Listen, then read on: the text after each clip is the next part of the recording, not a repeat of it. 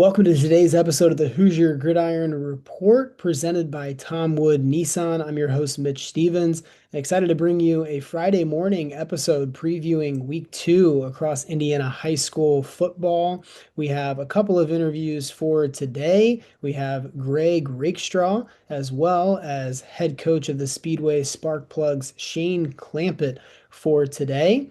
Again, today's episode is presented by Tom Wood Nissan, which is celebrating 35 years with 0% financing on many of their top selling models. Get 0% on Rogue, Pathfinder, Frontier, and Murano, plus save $2,000 off Sentra and Altima and $2,500 off the popular Kicks, only at Tom Wood Nissan off 96th Street, just east of Keystone, or visit tomwoodnissan.com. So again, for today, we have Greg Rakestraw, Indiana high school sports voice, the voice of the Indy 11, the Indianapolis Colts preseason announcer. He does radio, he does football, all things broadcasting in Indiana. As many of you listening will know, Greg Rakestraw has it and gives a comprehensive preview. He also recaps the game that he called, which many consider to be the game of the week in Indiana high school football between Brownsburg and Lawrence North.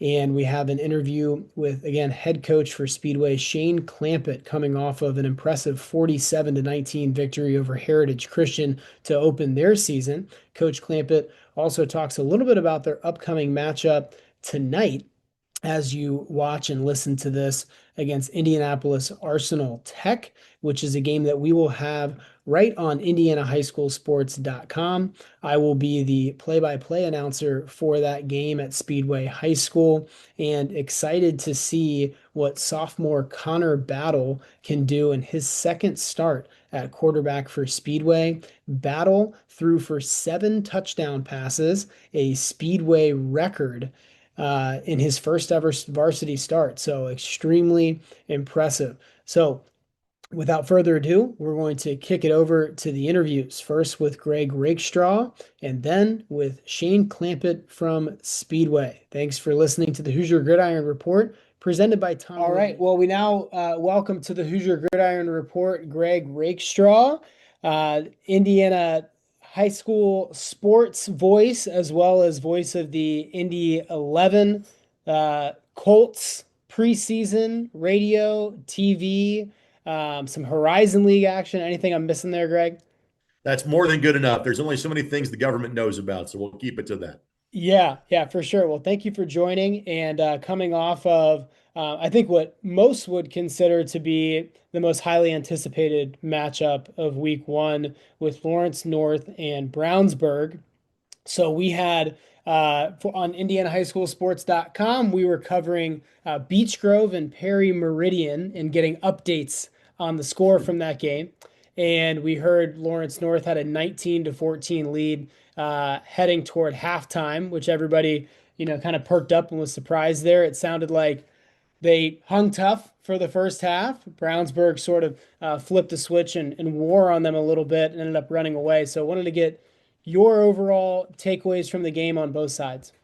It's interesting in that Brownsburg led for most of the first half until LN scored with 1.9 seconds left to go on a touchdown pass to Amari Moore on a slant from Darian Prather.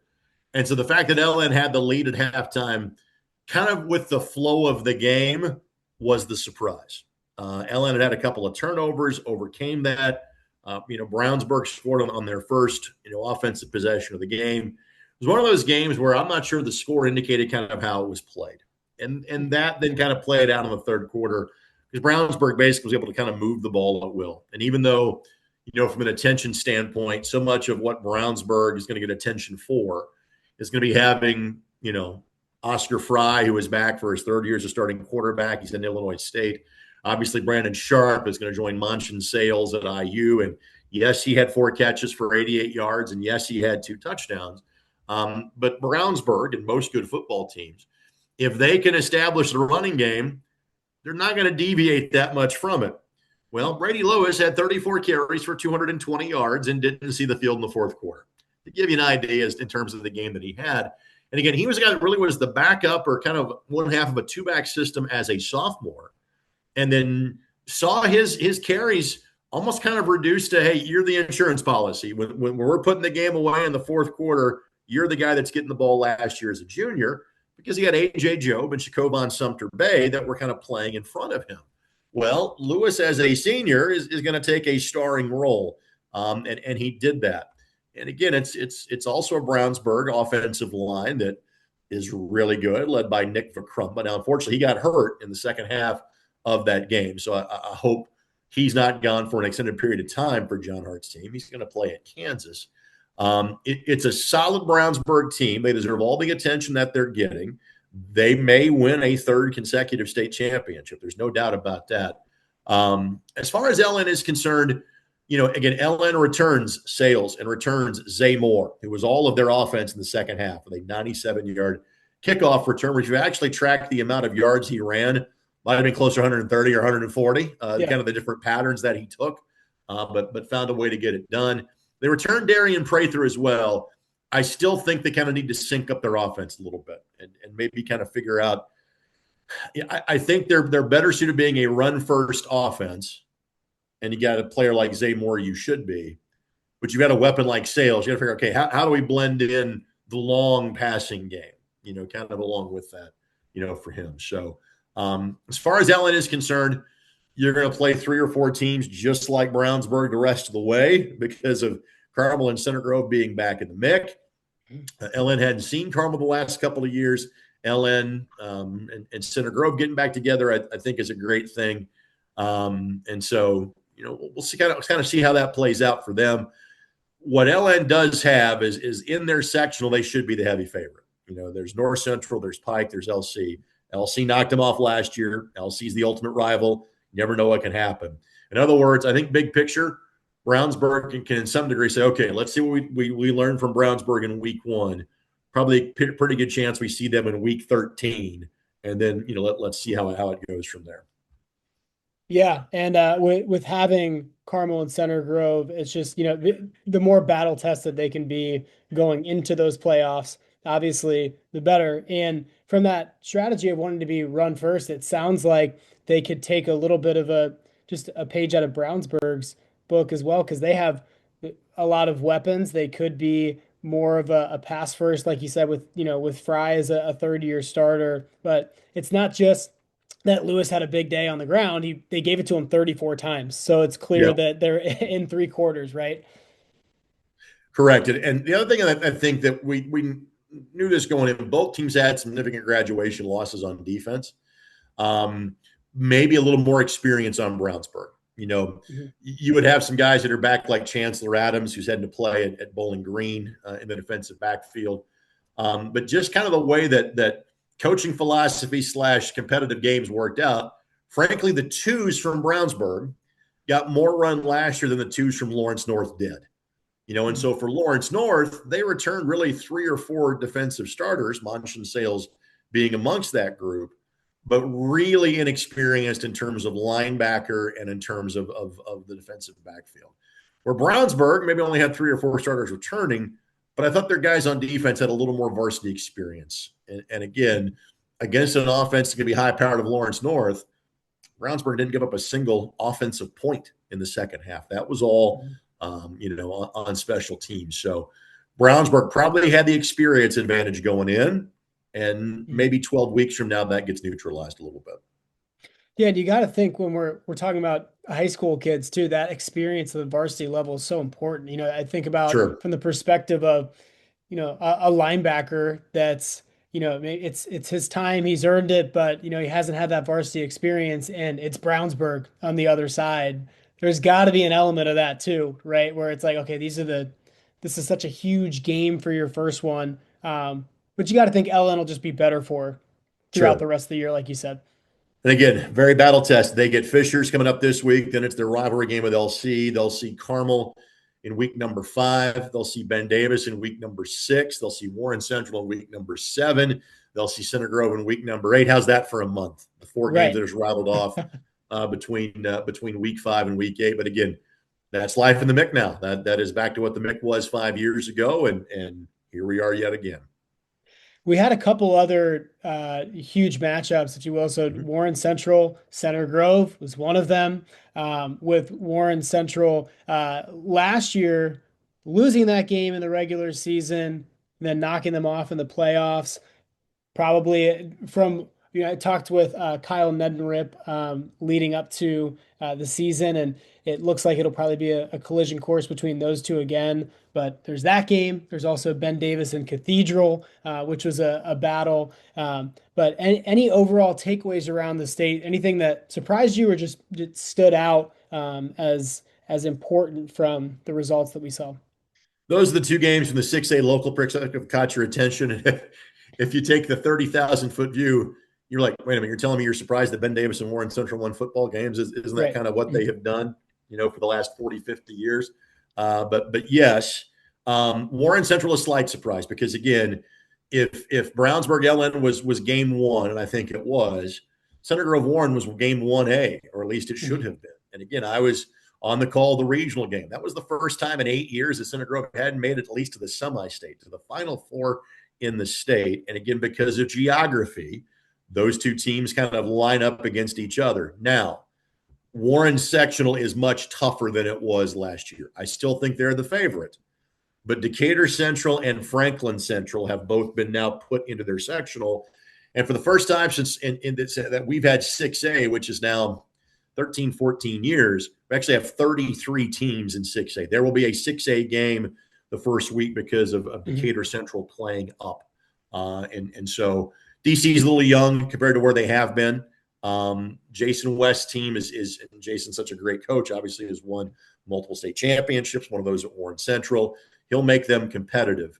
But it should be, as it is most years, Warren Central and Center Grove in the regional round. So the fact that Warren now has gone to Center Grove twice and won twice in the last 9 months very much gets your attention. And again, Warren is a team that might be closest to resembling kind of how Brownsburg wants to play in terms of very physical, extremely experienced on defense with having Kyle Fox that's heading to Kentucky, Caleb Elkins that's heading to Purdue. Their defensive tackle in Jackson is going to play a great level of Division II at Saginaw Valley State. And oh yeah, Keon Thomas is going to Iowa. Your running back. I mean, Yeah. it's going to be just absolutely smash and pound in terms of what Warren wants to do on both sides of the ball. They return their starting quarterback from last year as well. And again, for Center Grove, now that they are back to a complete mixed schedule, obviously that wasn't a mixed game it was a mixed game they played in week one. Well, now look who they get in week two. It's Carroll of Fort Wayne, who demolished Hamilton Southeastern. And that's the other game from 6A that really gets your attention. Not necessarily that Carroll won, but that Carroll won in the fashion in which they did. And it is the issue that the teams from outside of Indianapolis that are 6A have is how many games against the best schools in the state can you get on your schedule? And the big schools in Fort Wayne, Carroll and Homestead, have basically said, guys, we have to have flexibility in our league to go play the Indy area schools. Yep. Well, look who Carroll has the first 2 weeks of the year. They got HSE and Center Grove. Center Grove is going to be a much tougher ask for them. They got to go to Center Grove, but Carroll now should fully have Center Grove's attention after the amount of points they put up against Hamilton Southeastern at home in week number one. Yeah, and that was 40-0 at one point, I think, right? And Correct. yeah, Correct. yeah. So definitely a statement there. And in And fairness, do I think HSE is amongst, say, the top 6 or 7 teams? Probably not. But mhm, did I think they were like a fringe top 10 team? Yes. yeah, So again, that was a great opponent for them. And the fact that Carroll put that on an Indy area team with their speed, you have my attention as well. If you're a Carroll Charger fan. yeah, and it's I think Carmel is another team that Sure. had everybody's attention going into this year. Did that surprise you how convincingly they won their game? Yes, yes, and no. I mean, Carmel did win 49-24 against Fishers last year up in the season at Fishers. Carmel put it on Zionsville in their preseason scrimmage. I've kind of labeled a Super Six locally in terms of going by conferences. Brownsburg, Westfield out of the HCC, and then Carmel, Center Grove, Warren, LN, out of the MIC. Maybe we should put Ben Davis back in that group because, again, Ben Davis was a team that got your attention based on the scrimmage. They scrimmaged Westfield and held their own. You kind of go, okay, well, let's put BD, maybe back in the mix. And what BD did in terms of beating Cathedral, obviously, gets your attention as well. But from a standpoint of Carmel, the difference from them and everybody else, Carmel did not return their starting quarterback. Anthony Kellner was a 3-year starter. His brother is back defensively. He's one of the best recruits on the team. But there's also been a thought with Carmel is, hey, it's Kevin Wright. They'll figure it out. When Kevin's been coaching Indiana high school football, he generally tends to win. You put him at the biggest school in the state with a great tradition like Carmel, they're going to figure it out. And so they got a big game with Westfield this week. Then they go to Center Grove, and then they host Center Grove in week number 3. That's the first time I will see the Carmel Greyhounds. At least 3 times I'll see them during the course of the regular season. So bit of a surprise in terms of the margin, not a surprise in terms of who won the game or not. But if Carmel, with a brand new quarterback, can put up 49 points in week 1, look out for everybody else. Yeah, absolutely. And Cathedral comes up short in their first game. One out of 3 that they play in the state of Indiana this season. So obviously, when it comes to the battle-tested mindset, that they're going to be playing a bunch of great schools from Cincinnati, from Kentucky, from Illinois. Takeaways from Cathedral's effort in week 1 and where you see them, is that pretty much it's Cathedral and New Pal and everybody else again, or what do you think about this group of people? Yeah. Cathedral's regular season record is almost irrelevant this year. And again, did I think they would beat Ben Davis in the opener? Yes. But Cathedral season comes down to what you're doing against New Pal when you see him in the state tournament. And New Pal, because of kind of being the in-between year in terms of their league before Brebeuf and Guerin. I think Lebanon is ineffective now, and I think the other 2 jump in as of next year. So they've got some openings on their schedule. And I love the fact that Kyle Ralph's team, East Central, Roncalli, IMG, this game, this is what they've added. You'd like to say that, hey, maybe they've learned a lesson. Well, they've won without playing those teams, so they've gone the Signati route from a scheduling standpoint, and it's been just fine for them. But now they're kind of more loaded for bear with this group, which is great to see. So, for Cathedral, again, they're only on the calendar for 8 games as of now. And as you mentioned, they were the loser in the MIC getting back together because that kind of broke apart their schedule. And there's now a few more independents in terms of the large school, high school football in the state. We'll see if maybe that affects Cathedral's schedule going forward, if they can get more games against the state of Indiana. But if not, they're going to be battle tested. And for them, everything revolves around how ready are you for New Pal when you see them in October, early November.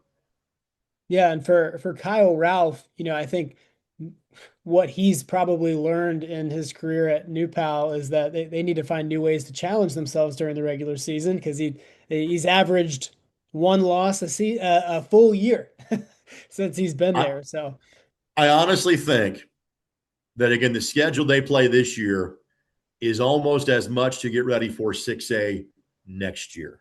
Mm-hmm. And again, folks, what they have to do, if they win their regional game, they will then be in 6A for the first time. Now, again, next year they'll go back to having 7 league games. And obviously those schools they play, there are now some 5A schools as New Pal has grown, as Greenfield is back in 5A, as Pendleton Heights and schools like that, and Mount Vernon, are growing. It's why that league is kind of split up and then reformed over the course of the last couple of years. But they're going to be back into an 8 or 7 game league schedule where you only have flexibility week 1 and week 2. Go out and play the best teams that you can. Briefly, there was a 2-year series between New Pal and Center Grove playing each other. You kind of wonder if something like that might get redrawn up back for next year. But for New Pal, they don't have to prove anything to anybody, given the record they've had, given the postseason success they have had. And again, I think most people feel, and I would be of that group, that they are bound for 6A next year.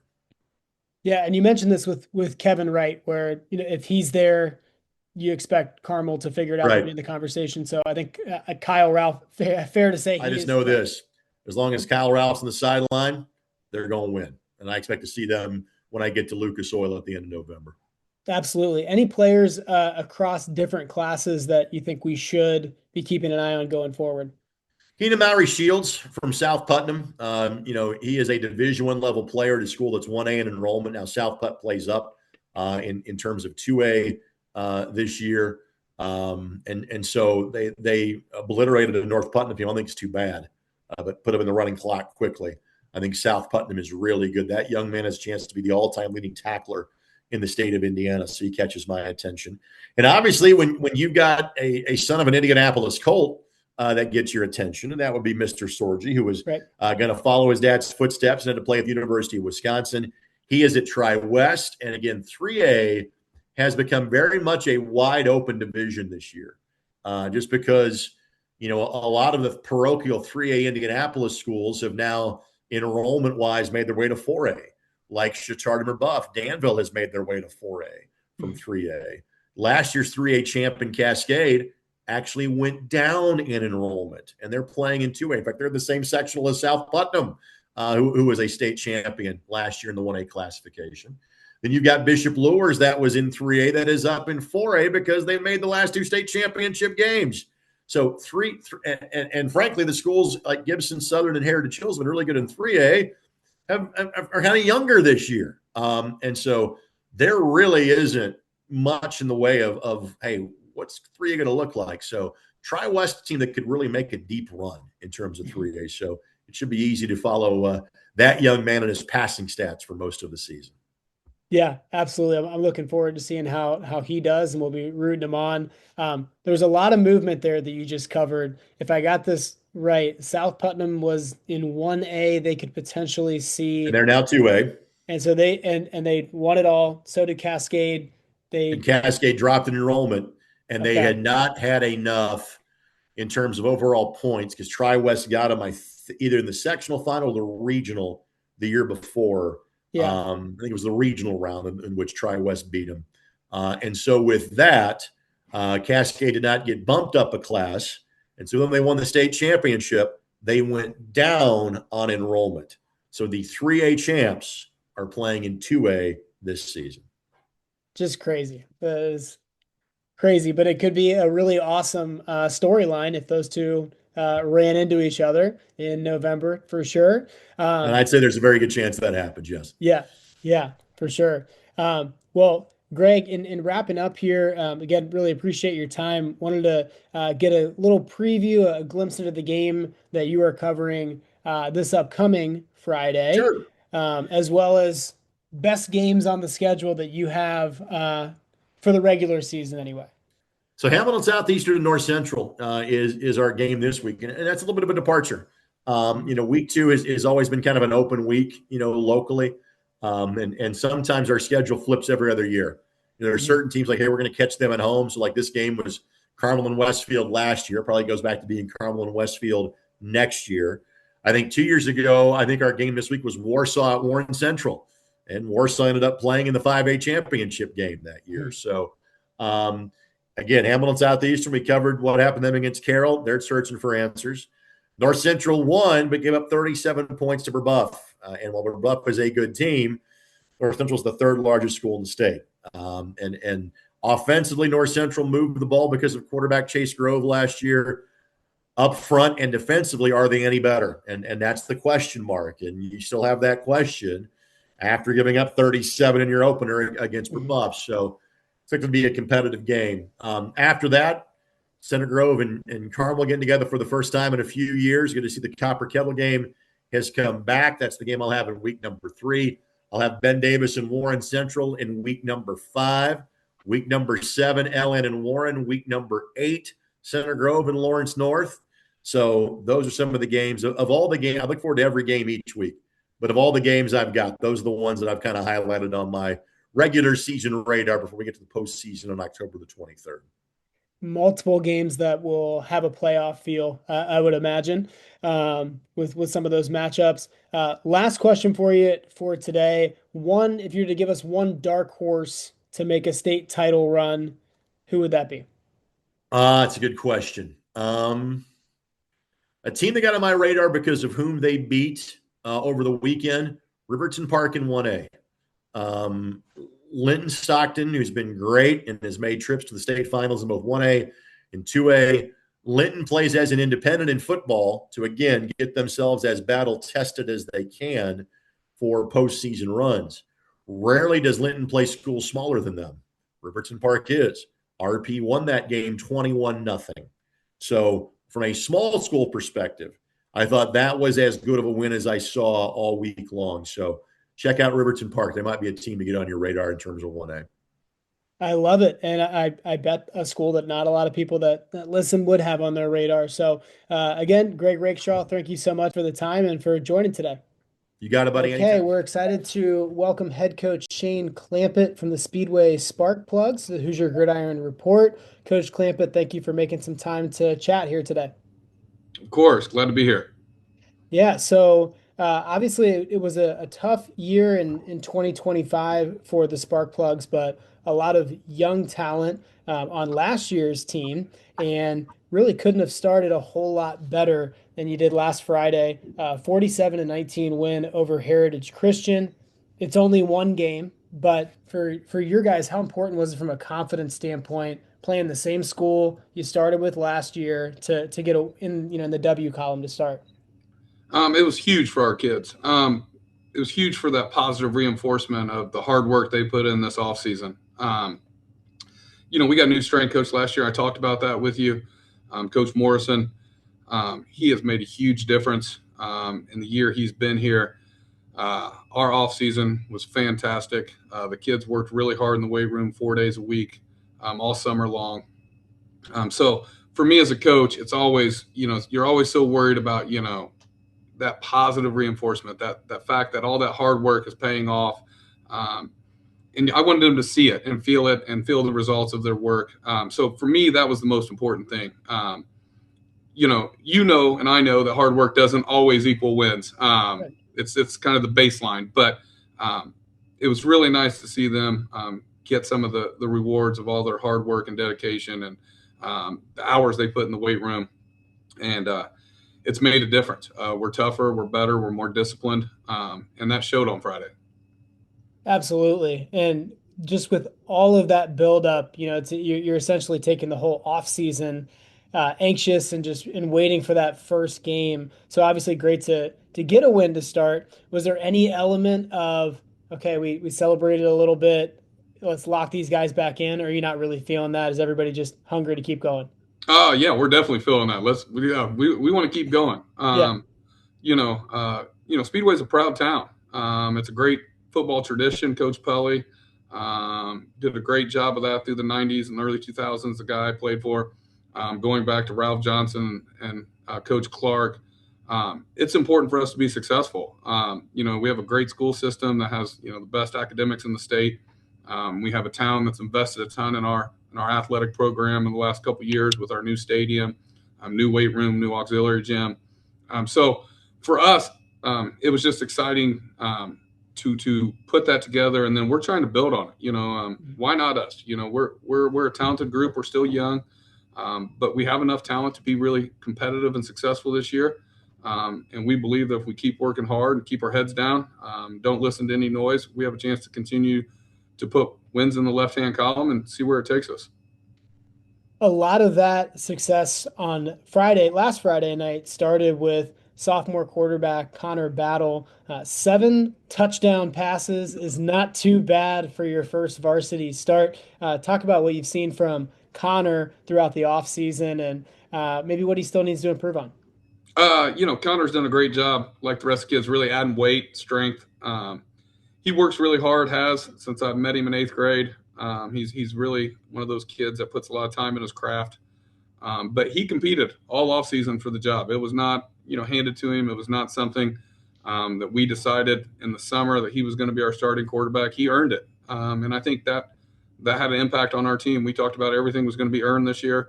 Obviously that's easy off a 1-9 team to say that everyone's, there's no one's name written in pen.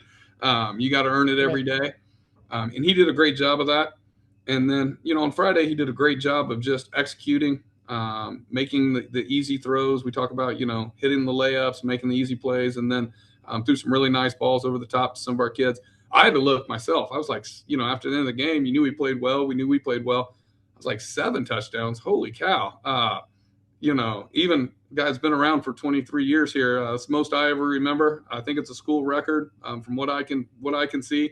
Um, but really with Connor, it's really about making the right reads, putting the ball where it needs to be and letting our athletes make plays in space. And he did a great job of that on Friday. We're continuing to work with him. He's still young. He still has a ton of areas to improve on. He knows that. But it was exciting to see him play so well. And it was exciting to see our playmakers get the ball and make plays. I definitely had to double check the box score on the 7 touchdowns and on the explosive plays. It was, it seemed like every receiver that recorded a stat, it was a long of 37, of 47, of 51. So it seemed like everything was was working and, like you said, executing on the big plays too. Yeah, we have some playmakers. We have some guys outside that are talented. They're athletic. They're fast. They can make plays. So, our goal is going to be all year to get those guys the ball in space and see if people can tackle them. And if they miss a tackle, those guys will make big plays. So we're going to continue to try to get them the ball. We have a number of skill position guys. It's a big group of probably 7, 8 guys all fighting for 3 or 4 spots on the field. A lot of different packages, but those are our dudes, and they've worked really hard this all season too. Even today, looking at our flying 10s, our speed is way up. I have a lot of kids running 20, 21 miles an hour, and those are guys that are putting in the work. And it was nice to see them make some big plays too. And it was really exciting for me as a coach to see them be so excited for each other, because that's a big deal to me, right? I want to see guys celebrate for each other and be just as happy. We talked about it all year. We don't know whose night it's going to be. On Friday, it happened to be a little bit of everybody, but there's going to be games where a guy may not have a catch or 2 and a guy may have 7 or 8. And I think they bought into the fact that, they're a good group of guys. They're really good friends, playing for each other and really being excited for each other when they do play well. Yeah, absolutely. And I think it's a great message to have because you and I both know with being big fans of the sport, you don't put up 47 every night and even in every win, right? And so especially as you get into league play, there's going to have to be some 17, 14, more of those tougher games, like you said, where it's just a team effort. Now, I'm going to definitely leave some guys out. Obviously, your guys better than I do, but we did cover a couple of your games last year. And looking at the junior class, Miles Cessna, Amari Forbes, Keller Sox, those were 3 names that stood out to me. I remember them, making an impact as sophomores, and you see them again, showing up in a big way on Friday. So, how much of the success, throughout the off season and then leading up to Friday night would you attribute to guys like that continuity and kind of already knowing what's expected of them? Oh, a ton. You look at the film last year; they looked like puppies. This year, they look like men. Yeah. And we knew that last year. We knew we were going to go through some growing pains, but we got them in, and they lived and survived. And I was really proud of the way they came back and attacked the off season. They've all put on weight. They've all gotten faster. They've all worked on their craft with our coaches and some individual coaches. And really, the cool part about them is they're friends. I mean, it is a tight group of guys. Amari Forbes and Miles. And Nathan Chapman and Keller, they're all best friends. And they remind me of, the old days, in the 90s and 2000s where, you were best friends with the guys you played with. I know me personally, when I played here, when I got married, it was the guys that I played high school football with standing next to me. And that's cool for that group of guys and their families to have some success and work hard for it and get it together. It's a special group. It's a really special group. So, those guys, those juniors, are starting to become men. I'm on them every day. They can be better. Trust me. But I'm excited for this year and next year with that group. Definitely. You have a game this Friday that we'll be covering on IndianaHighSchoolSports.com against Arsenal Tech. From watching film, what are some challenges that this matchup presents that your team needs to be prepared for on Friday? I have a ton of respect for Steve Mormon. I think he's legit, hands down, one of the best coaches in Marion County. He's won a sectional at Arlington. He's won pretty much everywhere he's been, and he does a really good job. They're going through. It's his first year. It's a rebuild, and he only has 6 seniors. But and I know, and people that have been around football know he's going to get them better every week, and that's scary for me. Last week it was kind of hard to gauge where they were at with playing Noblesville, and Noblesville being such a strong 6A program. Yep. With 2 Division I offensive linemen. And they had some bad breaks early and kind of got out of hand. But I kept telling our kids, they're going to have a whole nother week of practice. They'll be much better. They have some really good athletes. They have some size up front that's going to give us trouble. So it'll be a challenge. It's a 5A school with, a good coach. We'll have our hands full Friday. Our kids know that, but we're excited about the opportunity. Yeah, and having a good coach coming off of a big loss, a really tough loss where like you said, pretty much everything that could go wrong for them last week did. It's almost it's not worse, but you go in like, okay, we're going to get their best, and they're not going to be happy about last week, and in football, especially if you got guys playing angry, you better be ready to go, right? That's probably the message to your guys, right? Yeah, and Mormon does a great job with them. They'll run some triple option. They'll get outside with you. They'll RPO you a little bit. Defensively, they're going to bring pressure and challenge you. It's going to be a challenge this week. And they're going to come in hungry and expecting to beat a smaller school like Speedway. So we need to be ready to go Friday. So one more question here for you, Coach Clampitt. I really appreciate your time today. For this Friday, obviously last week is behind us now, right? It was a great win. But what's one thing that you're most locked in on seeing from your team for game 2? Again, it's week 2. We need to be better every phase, but mostly execution. We left a lot of plays on the field. We had some explosives. I don't think we were great on first down. I think we need to be better there. It's week 1. There's so many things. Special teams I thought wasn't as good, but that's the way it's typically week 1. We're worked really hard this week on cleaning some of that up and working on our transitions, getting special teams on and off the field and being set, things like that. I just want to see our team continue to be tougher, more disciplined, and execute better. Because flat out, we have some guys that can make plays, and we execute, and they do what their coaches do. They're going to have a chance to make plays, and that's what it's about, really. Putting them in positions to be successful, and that's what we're trying to do. Well, we will be following along and rooting on the Spark Plugs throughout the year.